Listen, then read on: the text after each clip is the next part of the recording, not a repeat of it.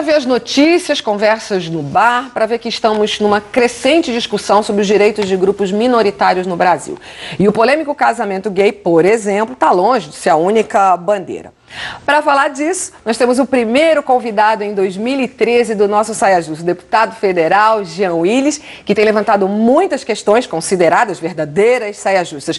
Mas antes dele entrar na roda, vamos dar uma olhada no que o pessoal está falando sobre esse assunto.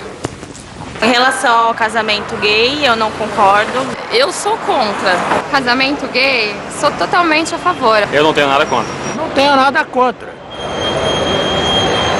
Nem a favor. É uma coisa assim que tá querendo se tornar normal, mas assim, pra sociedade é difícil aceitar. Eu sou a favor, eu vou casar.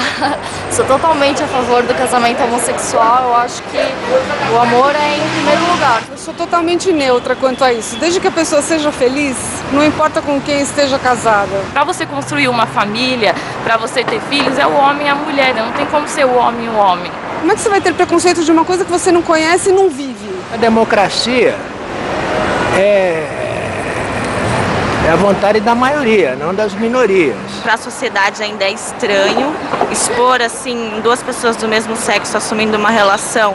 Para a igreja e para a sociedade, eu acho que não é legal. Até para as crianças que vêm assim, a nossa natureza acho que é uma coisa completamente anormal. Tem que respeitar o ser humano, independente das diferenças. Porque todo mundo é diferente. O mundo machista de ser homem e mulher e acabou faz tempo.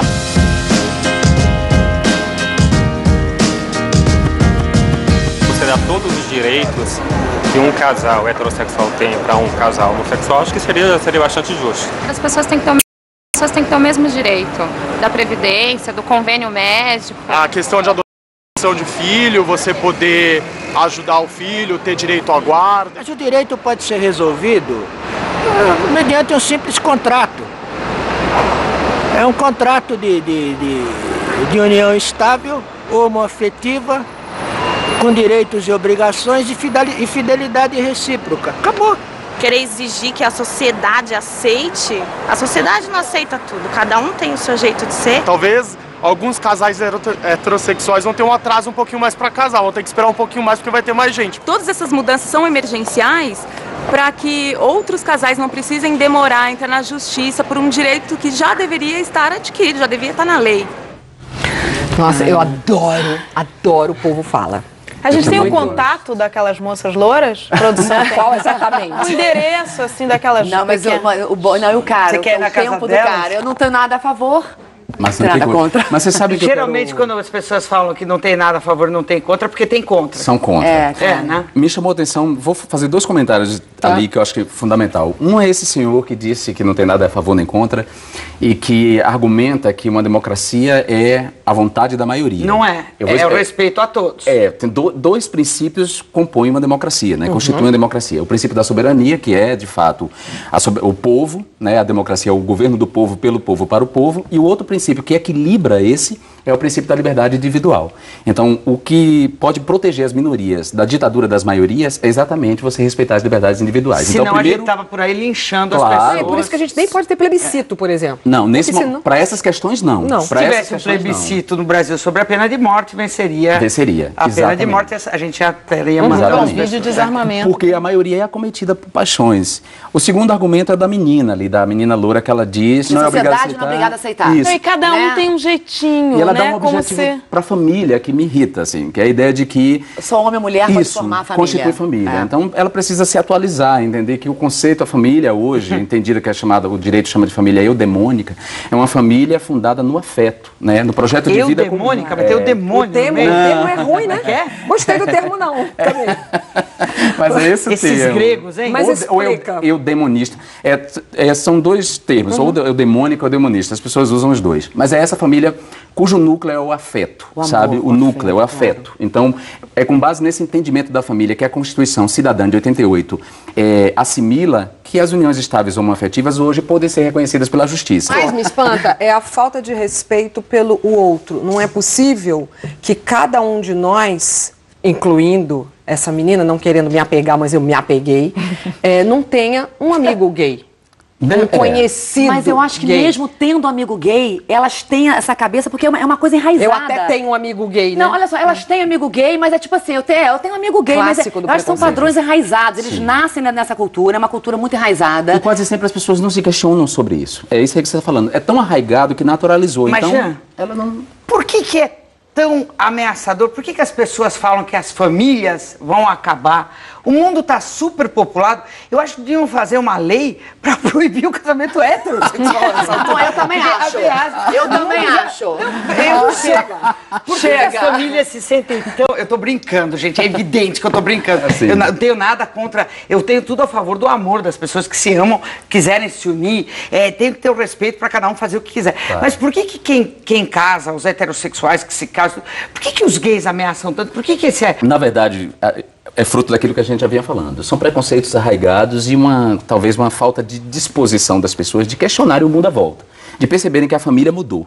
A família vem mudando desde o século XVII, com a conquista do casamento por amor, que nem sempre existiu. A ideia de escolher uma pessoa para casar nem sempre existiu na história. Ali no final do século XVII que se conquista o direito ao casamento por amor. De lá para cá, a família vem se transformando e tendo muitas faces. Nós temos hoje famílias monoparentais chefiadas só por mulheres, famílias chefiadas só por pais, famílias estendidas, que são aqueles casais que se separaram mediante o divórcio. Os seus e os Até 77 o divórcio era proibido. Pois você então, imaginar uma isso coisa que eu ia dessa. dizer, esse discurso voltou de novo. Quer dizer, o mesmo discurso de destruição da família que foi usado na época do divórcio, a discussão sobre o divórcio, volta agora com o casamento gay. E eu quero deixar claro para as pessoas, gente, entendam, os homossexuais estão reivindicando o casamento civil e não o casamento religioso, não o sacramento do casamento. Nenhum homossexual quer casar nas igrejas. Por que não? Claro. Por que não quer? Não, eu acho que não quer. Mas eles querem ter os mesmos direitos perante a lei. É justo que eles tenham esse Não, eu entendi. Eu adoraria que as igrejas pudessem se abrir, se elas quisessem, se elas se modernizassem. Mas não é o caso. As igrejas não são isso. E não misturemos religião com esse direito. Porque está longe dessa discussão. E o Brasil, espera só um instantinho, Bárbara. O Brasil quer muito que a gente entre nessa discussão religiosa. Nós não estamos discutindo a religião. Nós estamos discutindo direitos de um ser humano. Direitos civis. Direitos civis. E se a Constituição Federal, que é a nossa lei máxima, proclama a igualdade entre as pessoas, essa igualdade tem que ser materializada. Por que é importante o casamento? Isso, por que os gays querem... Os casamentos é uma instituição falida, tão falida quanto o motor a gasolina, motor a 2 tempos, aí, aquele que espoca. Inclusive, por que o gay quer casar? Por que é importante o casamento? Assim, garantir o casamento civil aos homossexuais não quer dizer que todo homossexual vai casar e é obrigado a casar, porque nem todo hétero é obrigado a casar, certo? Tá. Mas... A maioria dos homens foge, inclusive. Exatamente, a maioria dos homens foge. Mas quando ele casa... Né, a partir de um tempo tem união estável, tem direito, tem plano de saúde, tem herança. Isso aí. Tem a garantia dos direitos que nos são negados hoje. Nós homossexuais, comunidade LGBT de uma maneira, nós temos mais de 70 direitos negados. A grande maioria desses direitos está ligada aos direitos de família e são direitos desdobrados do direito ao casamento. Primeira questão. Esse é um ponto. Eu quero ter o direito. Meu irmão, por exemplo, é hétero e não quer casar. Mas no dia que ele encontrar a mulher para a vida dele, ele vai poder casar. Ele vai poder casar e a família dele vai ser reconhecida pelo Estado, ele vai ser protegido pelo Estado e os filhos dele. Eu não tenho esse direito. Tem mais, né? E essa proteção também? Tem mais. Aí tem uma outra questão. O casamento, por que a gente não quer ficar como aquele senhor recomendou, com uma sorte de gueto? Uma lei outra. Que não o casamento, porque a gente quer os mesmos direitos com os mesmos nomes. O casamento tem um efeito celebratório. O casamento eleva a estima sobre os casais homoafetivos, legitima o nosso amor, que é um amor proscrito, um amor difamado, um amor estigmatizado. Quando eu digo que a gente tem que centrar o foco no casamento civil igualitário, porque ele tem um efeito muito maior no enfrentamento a médio e longo prazo da homofobia. Ele mexe nas estruturas da sociedade, não fortalece o direito penal. Digamos que a gente consiga aprovar o casamento, nossas famílias, portanto, o casamento igualitário, nossas famílias são reconhecidas pelo Estado, portanto, têm todos os direitos garantidos, inclusive o direito à adoção. Os meus filhos vão frequentar as mesmas escolas que os seus filhos. E na reunião de pais e mestres, eu vou estar lá presente com o meu marido do lado naquela reunião, onde os pais vão poder me ver com o meu marido e aquele coleguinha dele vai saber que ele tem 2 pais. E a gente cresce num mundo, portanto, de tolerância. A gente cresce num mundo em que as crianças podem ver que existem diferentes formas de constituir família e de amar. Por isso essa pauta é tão revolucionária. Jean, você já falou N vezes, e a questão é muito importante, o que se reivindica é apenas a legitimação do afeto, do amor entre as pessoas. Exatamente. Esse discurso anda mudando muito no mundo, e ele é o foco desse novo discurso. As lideranças gays não são mais lideranças agressivas. Eu estava em Nova York agora essa semana, eu queria muito ter comprado a revista Time em papel, a edição histórica, essa capa aí, olha, gente, são duas capas. Eu queria ter comprado para te dar. Porque eu acho o papel. Você não encontrou nos Estados Unidos, só se fala nisso. E a grande imagem do movimento é de uma homossexual que é maravilhosa, que é porta-retrato da velhinha em casa. Ela tem 83 anos, ela foi casada durante a vida inteira, a companheira já morreu. Ed, é uma fofa. Então me parece que o discurso está virando o jogo. O movimento gay está virando o jogo, lutando pelos direitos, mas falando assim, poxa, olha para mim, eu quero amar, eu quero ter uma família tão bacana, tão honesta, tão íntegra, né? Outro dia religiosa. Eu estava esperando para ver o Saia Justa e estava passando Chuva de Arroz, que é o programa que teve o casamento do Carlos Tufesson. Do Tufesson com o Piva. E o meu filho estava do meu lado, meu filho tem 10 anos. E ele falou assim, caramba, mãe, homem pode casar com homem? Aí eu falei assim, pode, Ju. Ele falou assim, mas é normal? Eu falei, totalmente. Ele, mãe, totalmente não, né? Aí eu falei assim, Ju, totalmente. Ele falou assim, legal. E pronto, foi fazer outra coisa. Olha o efeito disso na vida desse menino. Imagina que coisa maravilhosa. Agora, para chegar nesse menino falar isso, a gente teve que passar pelo João Silvério Trevisan. Depois a gente passou pelo Luiz Motti. E agora a gente está em você, que é o Jean Willis. E o João Silvério foi amaldiçoado como uma espécie de Jean Genet brasileiro. Depois o Luiz Motti veio nessa nova fase do I'm here, I'm queer, let's get used to it, né? Que é assim, eu só tô aqui, vocês vão ter que me engolir. É uma espécie de Zagalo do movimento gay, não é? Que veio com aquela parada gay que muitos militantes, muitos gays não entendiam direito. Por que você ia na parada gay, chegava, mãe, eu vou na parada gay, vai ter 1 milhão de pessoas lá na Avenida Paulista, me vê. Daí minha mãe ia lá, via um monte de gente de arco-íris. Meu Deus, olha onde é que minha filha estava. Com esse monte de homem de pênis ereto, entendeu?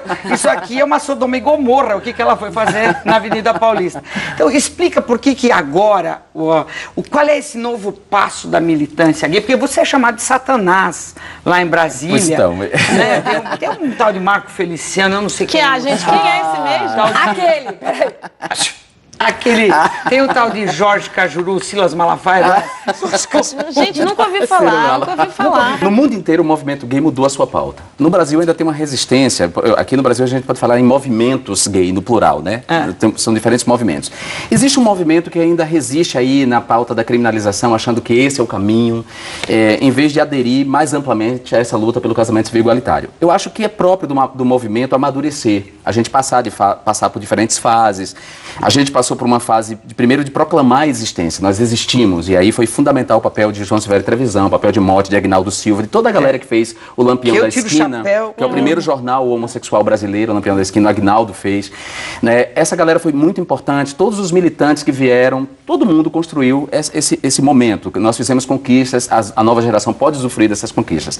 Agora estamos numa fase de concretizar isso, já proclamamos que existimos, nossos modos de vida estão aí, já conseguimos ser representados na novela, na publicidade, somos reconhecidos novela, mais ou menos, né? Mais ou menos, mas tem, pelo menos, mas tem. Caricato um pouco, mas... Com algumas exceções, por exemplo, o que Gilberto Braga e o Linhares fizeram naquela novela Esse Exato foi muito bacana.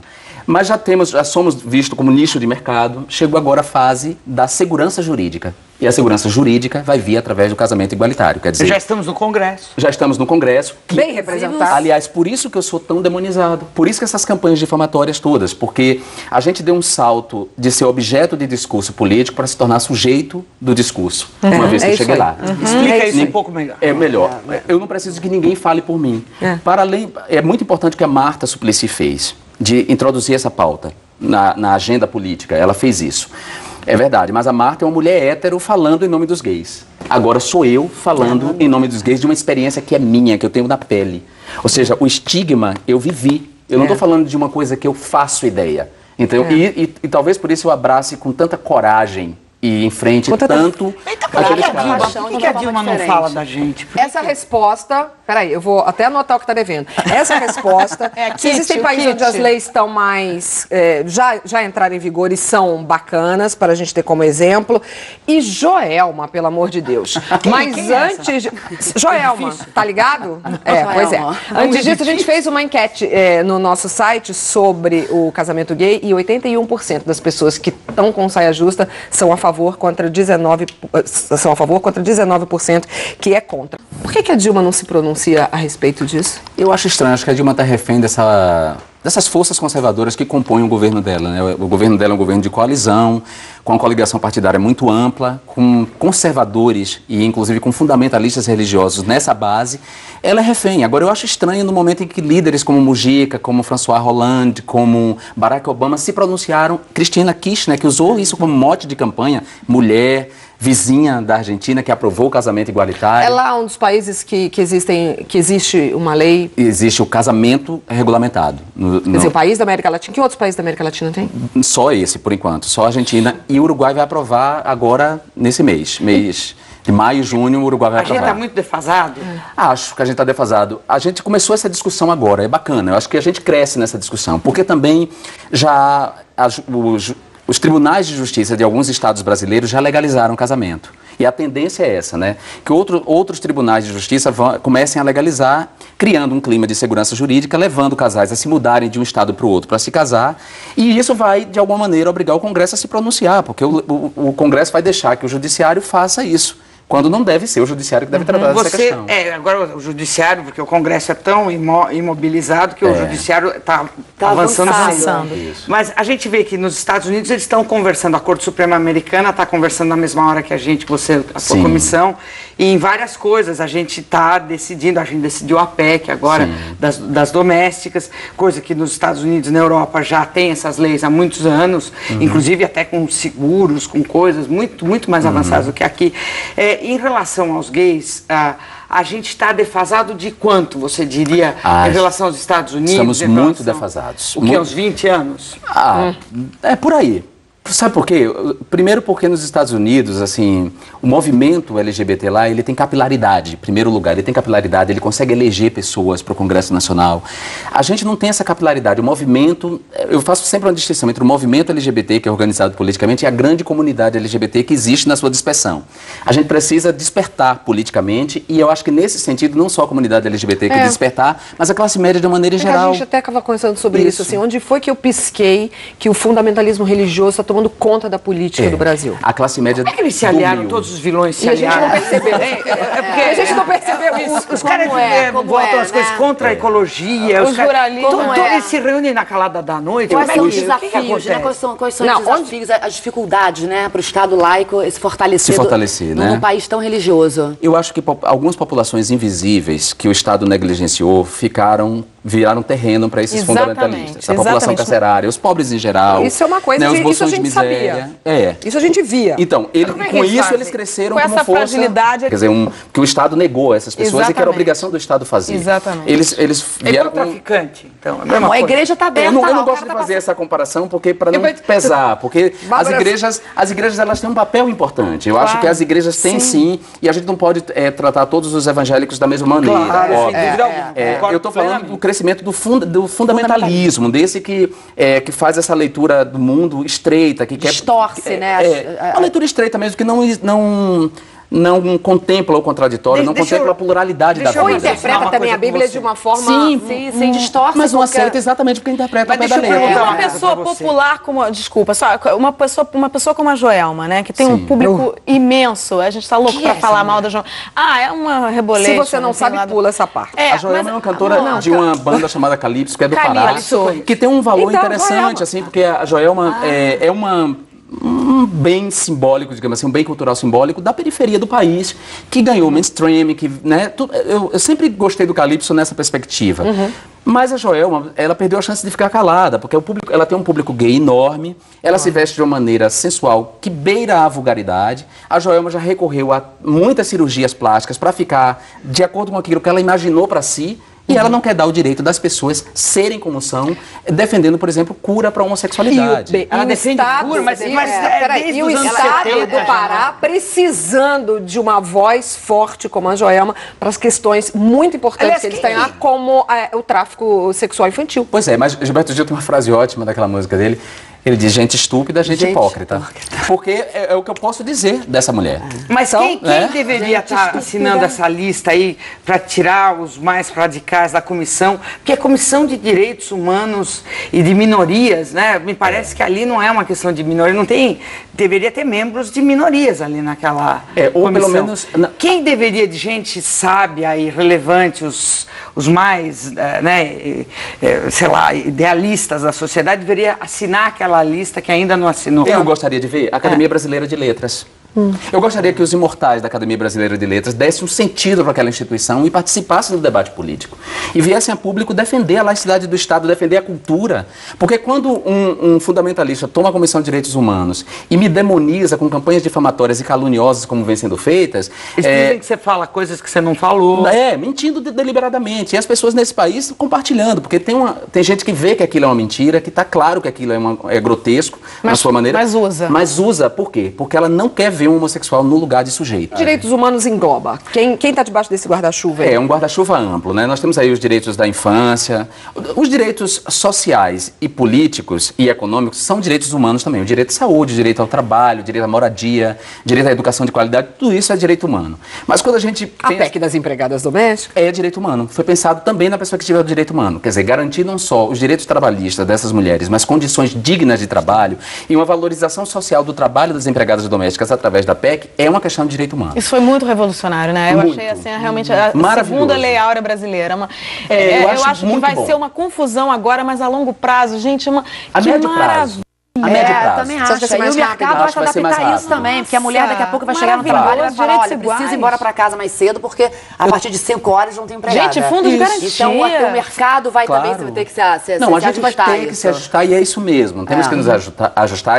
Essa PEC foi pensada do ponto de vista da tributação e das finanças, ou seja, do impacto que teria no orçamento. Foi pensada do ponto de vista do trabalho e da seguridade social. Foi pensada do ponto de vista do mérito da mulher, né, da dignidade da mulher, porque tem uma questão de gênero aí, né, os empregados domésticos, embora incluam os porteiros também. Jean, de autoestima, de lugar no mundo. Valorizado. É um país que tem você não conseguiu botar todo mundo debaixo do guarda-chuva. Então, tem o direito das crianças e dos adolescentes, sobretudo da adolescência e infância infratura, porque as pessoas quase sempre expulsam da categoria infância os jovens negros, né, os adolescentes negros e pobres, e se é infrator mais ainda, tanto é que as pessoas defendem a redução da maioridade penal, os conservadores defendem a redução da... Para dizer ser uma coisa absurda. Mas daqui a pouco pensa no filho dele. Quando ele defende, ele não pensa no filho dele. Claro. Ele pensa na criança negra e pobre. Claro, sem dúvida. A população carcerária, ou seja, o fim da tortura, o enfrentamento da tortura, que é uma instituição maléfica que ficou como herança da ditadura militar, os direitos sexuais e reprodutivos das mulheres, portanto, pensar a gravidez não como um destino, mas como uma escolha, mas a gente tem que enfrentar isso. Os direitos das populações indígenas e quilombolas, o direito à terra e o direito à sua especificidade cultural, ou seja, os índios têm que garantir o direito à terra das populações indígenas, mas tem que garantir o direito deles de professar a sua fé, não convertê-los. Temos trabalho escravo também ainda temos no Brasil. O enfrentamento do trabalho escravo, do tráfico de pessoas, do tráfico humano que serve para trabalho escravo. Você teme pela sua integridade física? Temo, por isso que eu pedi proteção à Polícia Federal e pedi proteção à Polícia Legislativa, porque as ameaças de morte triplicaram. Esse enfrentamento que eu vi verdade verdadeira. Pedi proteção, eu não havia pedido. Desde o início do mandato que tem ameaças, eu não tinha pedido. E pedi à Polícia Federal também, e que não só faça isso, mas investigue também a procedência dessa campanha difamatória. Mas isso não é fácil, tecnicamente, hoje em dia, no Brasil? A Polícia Federal está equipada para esses crimes da internet? Sim, o ano passado ela prendeu 2 elementos que me difamavam e que me ameaçavam de morte, que tinham planejado, inclusive, entrar na Câmara para me matar. A polícia conseguiu localizá-los, fez uma série de cruzamentos de acesso que eles fizeram na internet, chegaram aos 2, os 2 foram presos e quando a polícia os prendeu, eles estavam com uma planta da UNB, onde eles pretendiam cometer um atentado no curso de Ciências Humanas da UNB, porque os alunos são todos alunos favoráveis à diversidade cultural, à diversidade sexual. Como você ameaça, hein?